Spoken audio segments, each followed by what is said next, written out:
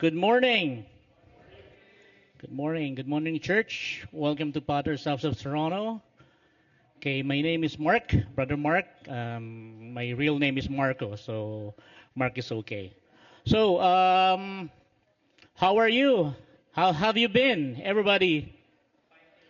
Enjoying the summer so far? All right. So, I think summer just started last week, right?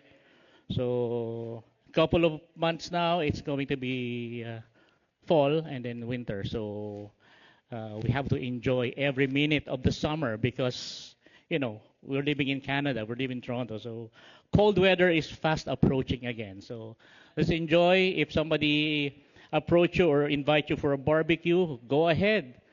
Invite us too. Amen? you know, we had an excellent week. I had an excellent week, the past week. So as you all know, I go to work biking in the morning, 4 a.m. in the morning.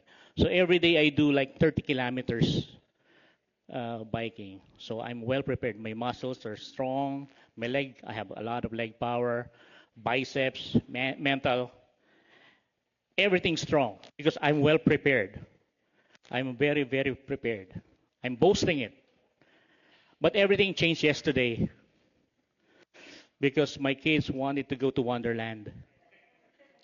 So, but in my mindset, it's easy. I bike to work. I have strong back. I have strong legs. Mentally, I'm ready for everything Wonderland will give to me. So, my kids are young. So we went to, I think, three rides, four rides. So first ride, second ride, third ride, until the last ride. What's the name of the last ride? Dragon Fire? Dragon Fire. So remember, I bike to work, leg power so strong, bicep mentally strong. But that last ride, it changed everything. So I felt like all the muscles I developed became marshmallow yesterday. So my brain, because it has, I think, four loops, 4 times loop. And I was beside my daughter. My daughter is just laughing. Me, I don't know what to do because it's like I'm already dizzy. The roller coaster is easy, is okay, but that loop, man, maybe I'm getting old. So, but maybe it's a wrong preparation. That's why when Pastor Jeff came over here earlier and Sister Gemma, they spoke about the family weekend. I'm sure everybody's excited, right, for our family weekend. Are you excited for family weekend? So I think it's 30 days from now, right? 30 or 31 days. Yeah, it's coming. So we love to do that because we want to spend time with you. We want to spend time with family because that's why we call it family camp, family weekend.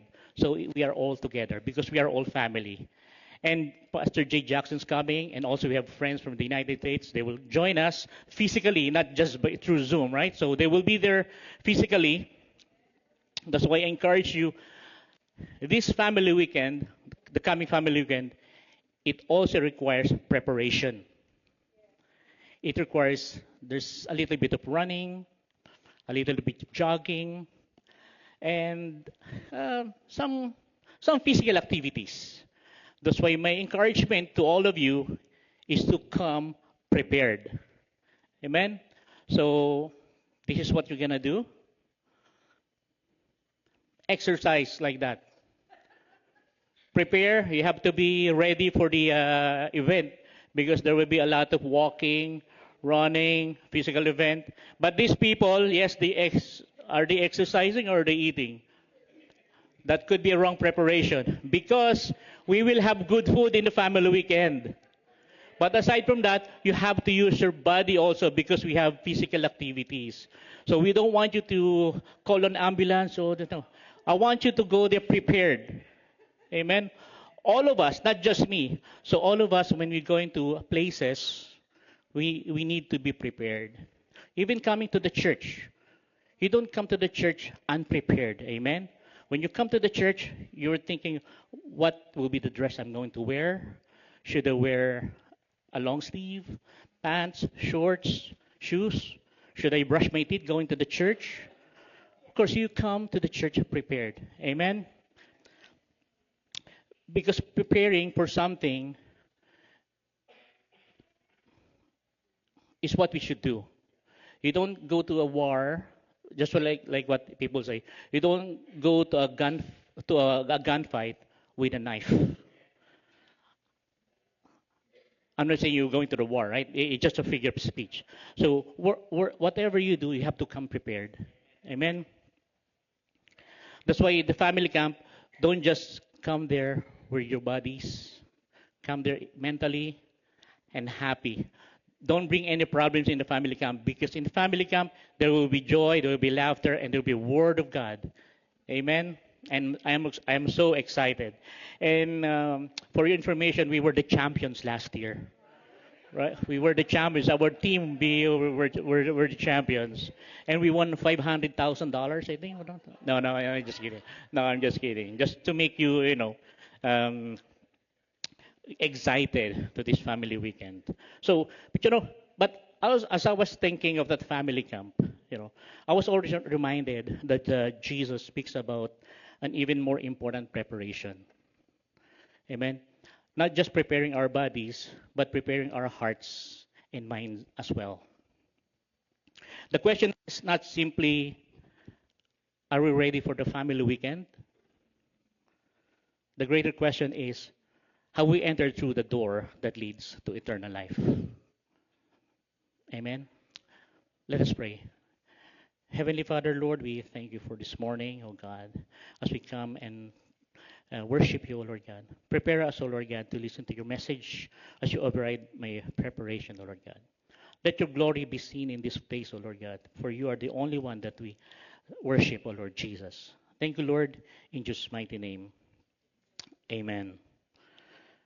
Our message this morning is entitled, Jesus is the door of the sheep. Have you seen a sheep before? Have you eaten a sheep before? Maybe. Okay. Yeah. So our text for today is from John chapter 10, verse 7 and 9. So I won't ask you to stand up anymore as we read it all together.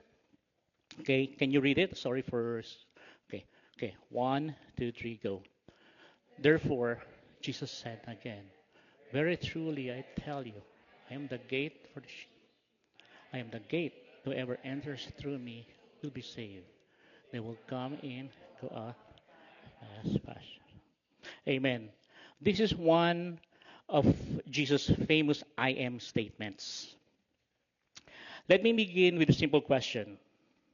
Has anyone here seen a door before? Amen. So please raise up your hands if you haven't seen one.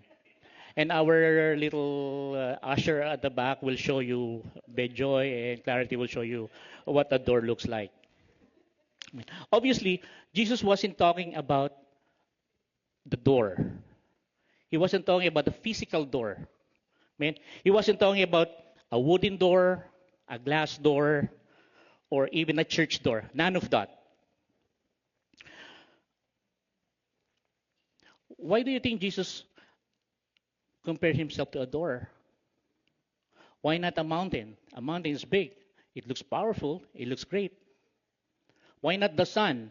Since everybody can feel the sun, can see the sun, and know what the sun is. It's easy to see the sun. Just look up and you see the sun right away. In the morning, not at night. Right? Why Jesus did not compare himself to the sun in this chapter? Why not? Why not a bridge? The bridge is also good to compare himself, bridging the gap. But no, he did not. He compared himself to the door. He chose the door. There is something we should remember. Jesus was using something for everyone to understand easily, because everybody knows what a door is. Everybody knows what's the function of the door. So I guess everybody knows what the function of the door here. Amen? So we're in one accord. Thank you, Lord. Everybody knows what the door is. So Jesus wasn't saying he was literally a wooden door. Jesus never didn't say. He said, I am the door. But Jesus doesn't mean that he is a door with a doorknob, with hinges. No, he is not a rectangle God. He is just comparing himself in a metaphorically speaking. Amen. Just as he called himself the bread of life, he also called himself the bread of life. He called himself the light of the world and also the good shepherd. Today, in our study, he said, I am the door. Amen. When Jesus spoke these words, he was in Jerusalem, near the temple, or maybe he's inside the temple. So when Jesus declared the door, people will have understood, oh yeah, we know the door. Okay. So Jesus making some examples that easy for them to remember. Remember when Jesus fed the 5,000? They are near the ocean. They're near the sea, the body of ocean. So there were fish. So the fish is near the ocean, the body of water. So the example is there. So now here, Jesus is saying he is the door, so the people will understand it clearly. So because this, when I read when I researched it, how far is this temple to where Jesus fed that 5,000 people? So according to Wikipedia, it's like 176 kilometers. That's far. So people here, if that is the distance, maybe some people living in the temple, living in the city, they have no idea what Jesus was talking about because remember, we have vehicles right now. We have access to lakes. It's easy for us to go there. We have internet. But during those times, maybe some people there have been seen a body of water. Those people living in Jerusalem. Yes, there are bodies of water near Jerusalem. I think like a couple of kilometers. But what he meant is like the door is easy for you to understand. That's why Jesus said, I am the door. But it's not just because he said he is the door, but there's deeper meaning to that. I am the door. Amen. I don't know about you, but when my children were little, when they were small, and I was younger, because this movie was quite long, maybe 10, 15 years ago. There was a movie from Pixar, I think, Monster Inc. Do you know this movie? Yeah, I was 10 years old, I think, when this movie came. No, no, oh, liar, no, liar. Sorry for the people watching us. No, I wasn't 10 years old when this movie came. So, Monster Inc. Good movie, nice movie. Children love this movie. But in Monster Inc., the Monster Inc. is a company, right? It's a company where monster terrorize little kids so that they scream. When they scream, when they get scared, they collected that scream, right? They collected the sound, the fear of these children. They collected it to some sort of device, and that scream, that fear, they will use it to power as the source of their city, the power. So like the Hydro One in here, right? So they use that fear to be the source of their city power, right? Amen. Just like yesterday when we were at Wonderland, there's people are screaming. I said, why are these people screaming? I cannot even talk when we were going the loop. No? But yeah, so I was like when I was preparing this. Oh, that's a good example. That scream gives the city power. That fear gives the city power. In that movie, there were thousands of doors. I believe all of you have watched this movie, right? There were thousands of doors. That's a thousand, by the way. Thousands of doors. If you enter the wrong door, if you enter one of this door, you could end up in a wrong place. Only the correct door brought you to the right destination. And life is very much like that. Today, we are surrounded by many doors. Many doors. In life, there are so many doors. Some door promise happiness. And some doors promise success. Some door promise peace. Some door even promise salvation. But Jesus makes a remarkable statement. He didn't say, I know a door. I can show you a door. No. What Jesus said, I am the door. Amen? Another movie that brought to my attention when I was preparing this. So I've been saying a lot of movies, but I know you're getting the picture. Like in our world right now, there's so many doors. Even in the movies, they're using so many doors to distract us from who really the door is. Amen. But this one is a Christian movie. The Chronicles of Narnia. Do you know the Chronicles of Narnia? It's a very good movie. Very good movie. In the Chronicles of Narnia, Lucy, the main character, one of the main character, discovered what looked like inside that drawer. That's this wardrobe. Actually, when they were watching it, my kids, I'm sure their imagination is playing with them. What if we could have a drawer like this, a closet. So whenever we go to IKEA or places, we always say, "Look, it's Narnia," but don't open it because once you open it, you will go to another dimension, right?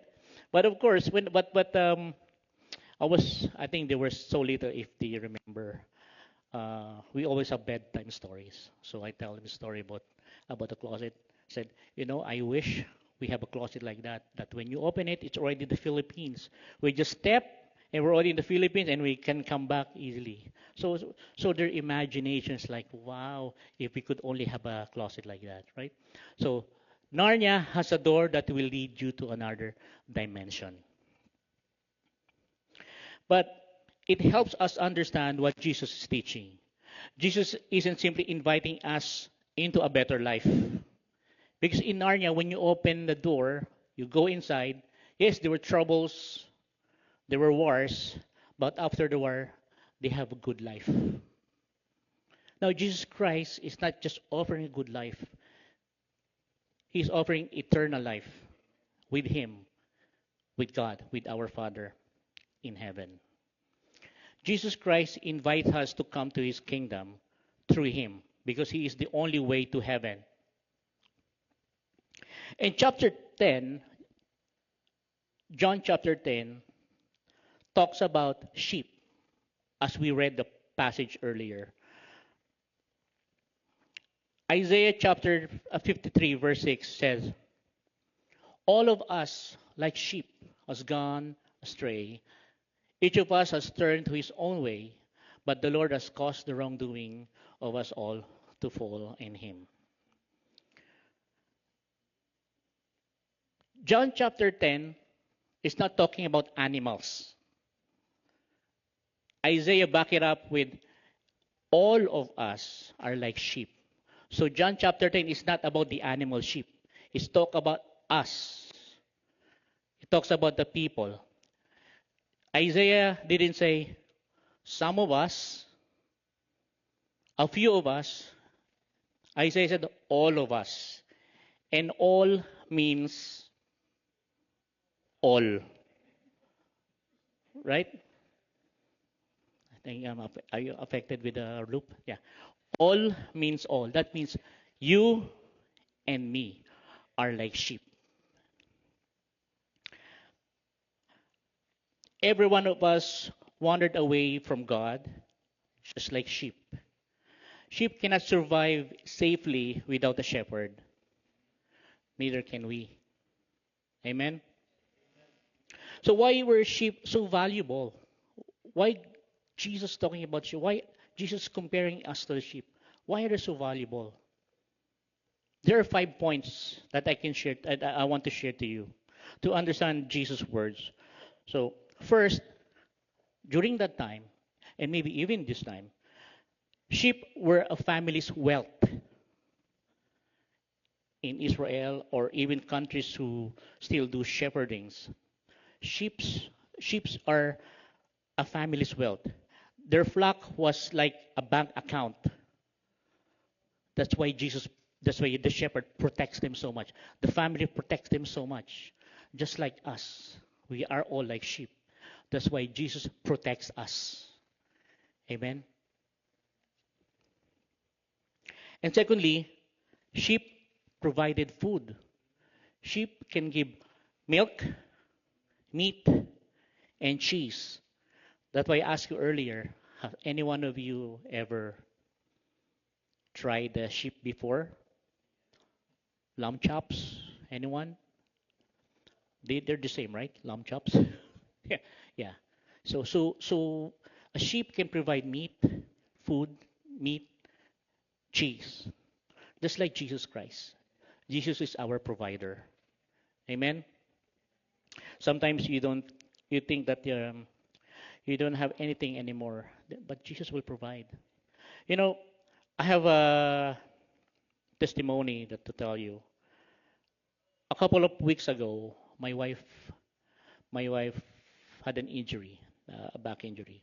So I never had the time to go somewhere else because I have to take care of my wife and my kids also, like they go to school.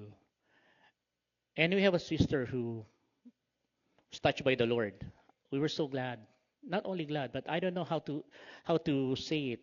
Glad is not really the right word because there's no right word to express how we felt. God had touched her heart, and we could see that God really provides. Amen. I cannot go out. I have to take care of my wife. She cannot walk. But thank God, look at her now. Amen. Amen. Jesus is our provider. He provided for us. We really don't know when, but Jesus will provide for us. Amen. And third, I mean, sheep's skin and the fur, it provides wool, it provides clothing, it provides blanket. Just like Jesus. Jesus covers us spiritually. Jesus will protect us against the powers of the enemy. For the Bible said that, for we wrestle not against flesh and blood, but against principalities, against powers. That's why Jesus is with us. Jesus protects us spiritually against these powers of the enemy, powers of darkness. Amen. And finally, sheep were helpless. They don't have they have they don't have the horn of a bull that can protect them. They don't know how to fight. They're just there eat grass. They are helpless. They couldn't defend themselves. They needed a shepherd. And so do we. That's why we need a shepherd. We are helpless against the power of the enemy. That's why we need Jesus. That's why we need God. And the heart of chapter 10, John chapter 10, to understand that more, what Jesus means is like we have to look at the world of the ancient Israel. You know, back then, shepherds would gather their sheep into a sheepfold like this. So the sheepfold is made of rocks, so many rocks, and they bring the sheep there at night to protect them. It's like a stone. It's a stone wall. Stone wall. Actually, I want to see one. I think they still do. They still make this one. So They bring the sheep there at night, the shepherd at night, to protect the sheepfold. Once the sheep were safely inside, the shepherd would do something incredible. See the shepherd? The shepherd will become the door. No hinges, no door, but himself. The shepherd will protect all the sheep against lions, against wild animals, against robbers, using only his presence and his staff. Now, I don't know about you, but if it's me, when lion comes, I don't know what to do. But a shepherd knows what to do, right? With only a staff, a stick, and he's the door, he is there to protect his sheep. Amen. What would you do if a lion comes? Would you protect your sheep? I'm sure you will. You will protect your family. Amen. You'll protect each one you love. Because Jesus is our protector and he is our door.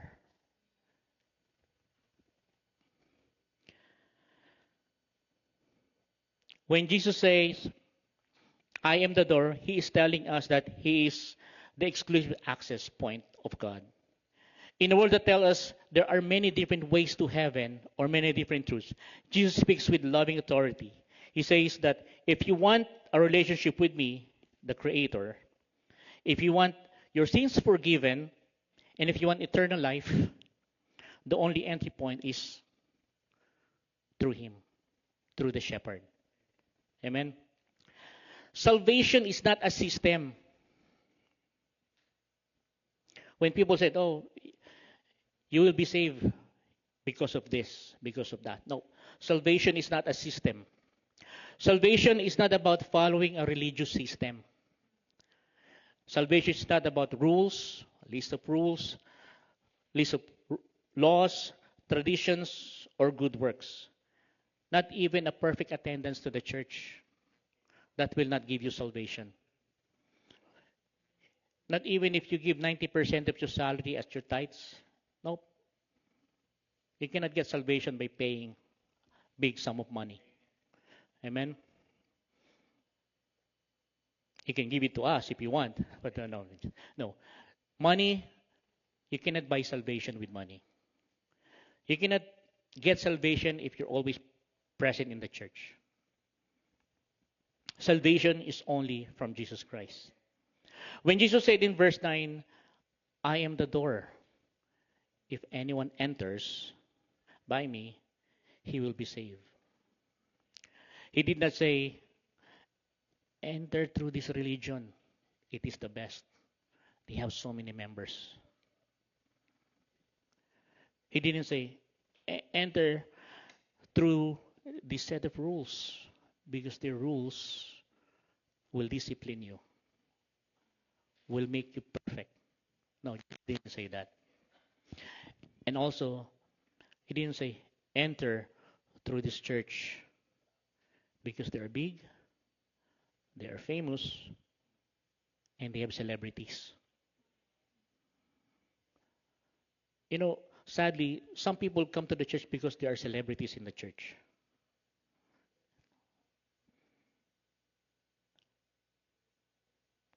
They have Hollywood actors in the church. They have singers in the church. No. You cannot get salvation from a famous people. You cannot get salvation from a big church, a famous church, or even an internet church. No. Salvation only comes from Jesus Christ. Jesus said, enter by me. I am the door. Jesus saying, I am your protection. I am your security. And I am your salvation. And why the door? Jesus often used simple pictures like fishing. Fishing teaches mission. Remember when Jesus said to Peter, come and we'll teach you, you will be a fishers of men. Did Peter understand what Jesus said about that? Yes, because he's a fisherman. The Bible didn't even say that Peter, then Peter asked God, "What do you mean, fishers of men? Am I going to throw the net to the people and I will be a fishers of men?" No. Peter understood it right away, his mission. That's why when Jesus said, "Come and you will be fishers of men," we have a mission. Our mission also is to fish men, fishers of men, metaphorically speaking. So our mission is to share the word of God.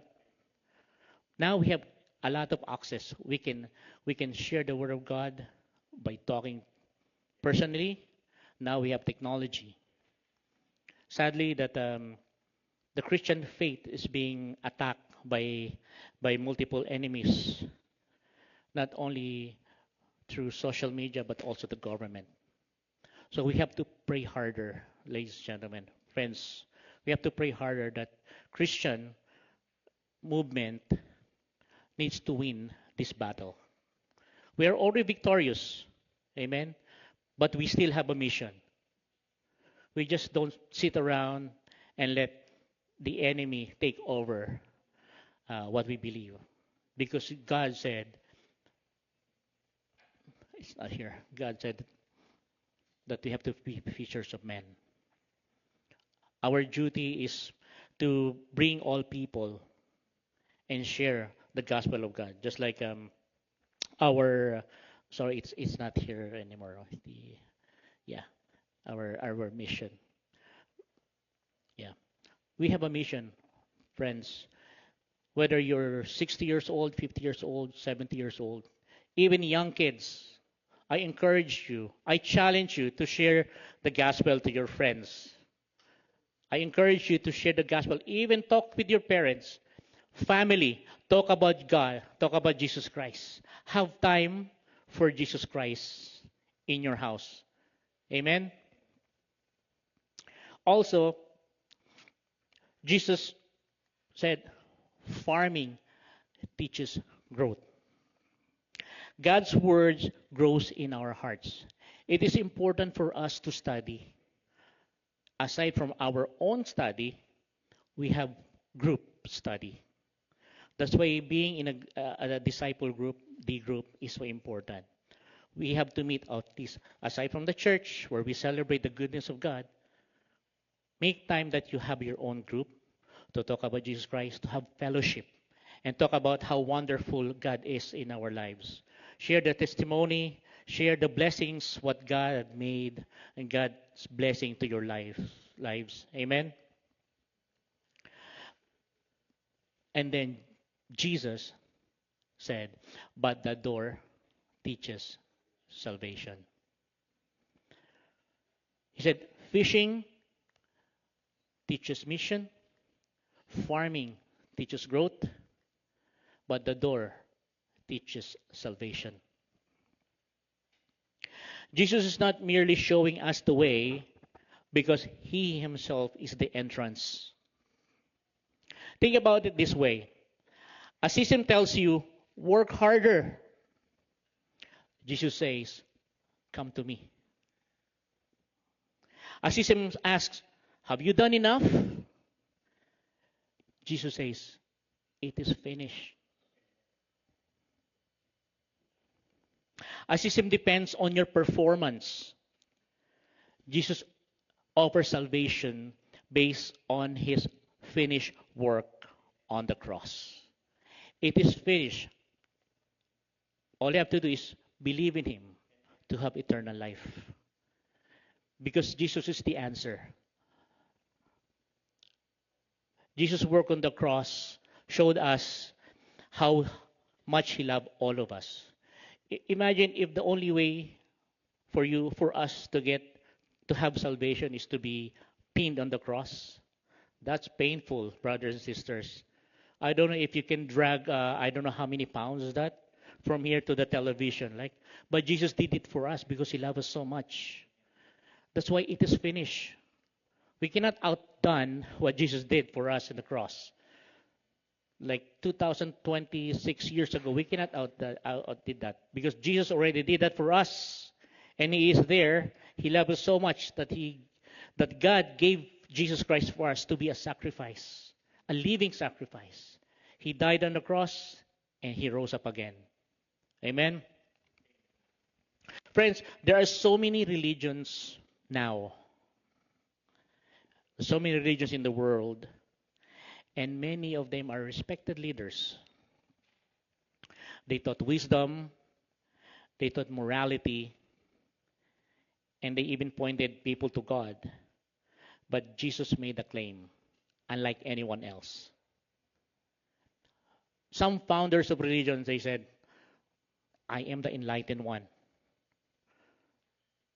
I will give you a lot of riches when you get to heaven. They are respected leaders. They promised everything. But only Jesus made a claim, a bold claim. He said, I am the door. He did not simply point people to the way. He claimed to be the only entrance to eternal life. Because Jesus is the door to heaven. Brothers and sisters, there are many ways. There are many ways to Jesus Christ. But there's only one way to God. What do I mean by that? There's so many ways to Jesus Christ. Maybe some of you met Jesus Christ, known Jesus Christ in Canada. Maybe some of you believe in Jesus Christ when you were in Singapore or in the Philippines. That's what I meant. Like, there are many ways. There are like maybe you met Jesus Christ, you believe in Jesus Christ when you're down, when you have problems. That's the only time you believe in Jesus Christ. That's the only way that you believe in Jesus Christ because there's something in you that you really need Jesus Christ. And that's the way. But you cannot go to heaven without Jesus Christ. Amen. There's only one way to heaven, and that's through the door, through Jesus Christ. Not a door, but the door. Jesus Christ is the only way to heaven.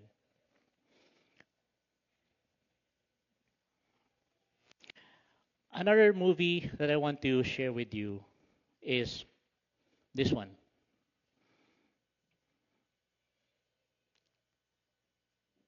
I wasn't alive during this time, okay? Amen. So, The Sound of Music.